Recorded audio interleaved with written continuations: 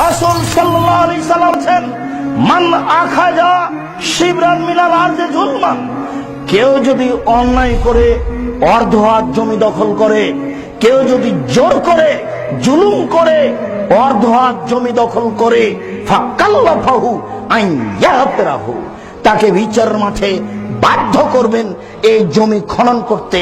তাকে আল্লাহ বিচার মাঠে বাধ্য করবেন এই জমিন খনন করতে। হাত্তা ইয়াবলুগা আখিরা সাবে আরজিন, খনন করতে করতে খুঁড়তে খুঁড়তে যখন 7 জমিনের নিচে যাবে, এই 7টা জমিন তার কাঁধে তুলে দিয়ে তাকে হাঁটতে বলা হবে। হাত্তা ইউজা বাইনান নাস, যতক্ষণ পর্যন্ত মানুষের মাঝে বিচার না হচ্ছে, যতক্ষণ পর্যন্ত মানুষের মাঝে বিচার না হচ্ছে, ততক্ষণ পর্যন্ত এই জমিন তার কাঁধে থাকবে এবং সে হাঁটতে থাকবে। সম্মানিত উপস্থিতি, একটা জমিনের মোটা হলো 500 বছরের পথ, তাহলে 7টা জমিনের মোটা হলো 5 × 7 = 3500 বছরের পথ। এই 3500 বছরের পথ এই লোকটি খনন করতে থাকবে, খুঁড়তে থাকবে। কত দিন খনন করতে লাগবে এই কথা রাসূল সাল্লাল্লাহু আলাইহি ওয়াসাল্লাম বলেননি, তবে একদিন সমান হলো 50,000 বছর, এই কথা তিনি বলেছেন।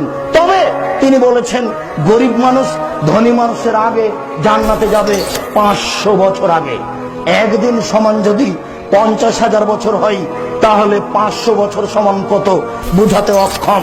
সম্মানিত উপস্থিতি, 3700 বছরের পথ খনন করে যেতে হবে, কত দিন লাগবে এই কথা বুঝাতে অক্ষম।